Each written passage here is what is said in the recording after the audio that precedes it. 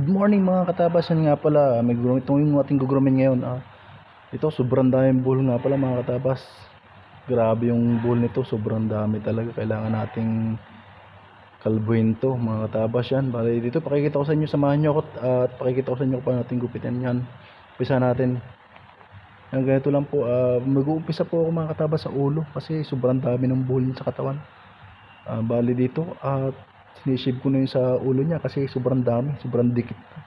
Napabayaan kasi nung may-ari mga katabas. Yan, bali tayo na lang magpapaganda nito at talagang sobrang buhol niya at ang baho pa ng aso.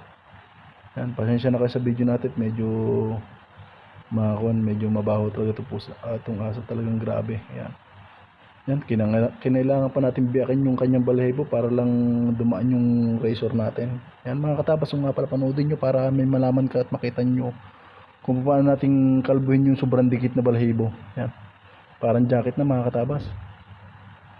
Dito bali yung ating ginawa dito ay kinalbo na natin. Bali pinas forward ko na yung video para mas madaling makita at mas mabilis matapos.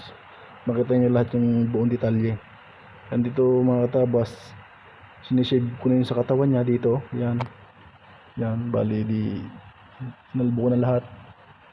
Tanggalan ko na yung balahibo sa paa. Yan, kasi sobrang dikit mga katabas. Yan mga katabas, nga pala yan.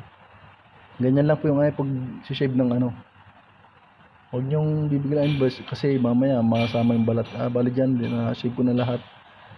Dito, yan. Dito tinatanggal ko yung buhol, yung buntot niya kasi sobrang dami ng buhol mga katabas. Ayan, bali dito napaliguan ko na siya. Hindi ko na siya namin pagpaligo mga katabas. Bali dito binoblower ko na siya. Ayan, tuyo ko na yan. Bali dito dito pinutulan ko siya ng kuko mga katabas. Ayan, pinutulan ko ng kuko kasi yung sobrang haba ng kuko. Bali sa unahan lang naman kasi sa ulian dito pinupuli finish ko na yung pag shave natin, pinapantay na lahat yan mga katabas. Bali dito mapatapos na tayo. Ating hinahanap lang yung mga titingnan natin yung mga bulbo, mga labis-labis niya. Yan, dito mga katabas. Bali dito gupit ako sa tainga, papantay-pantay natin yan. Dito binilagyan natin kaunting design sa tainga kasi pag nilahat natin kalbo pangit naman. Kaya nag-decide ako na lagyan natin ang design sa tainga. Lagyan natin ang buhok sa tenga para magkaroon naman ng design. Ayan mga katabas, panood. Maraming salamat nga pala sa lahat ng sumusuport sa aking Facebook. Yan, Christian Maluan, Chris Chan. Yan, bali ito pinantay ko na rin sa buntot niya, tinanggalan ko na rin ng yan. Panoodin nyo lahat ng video para mapanood nyo kung paano ko ginagawa lahat yung mga gupit ko, mga groom ko. Ayan, bali ito na mga katabas yung puli ko niya. Yan, ito na po yung aking tapos na ginawa. Ito na po siya ngayon.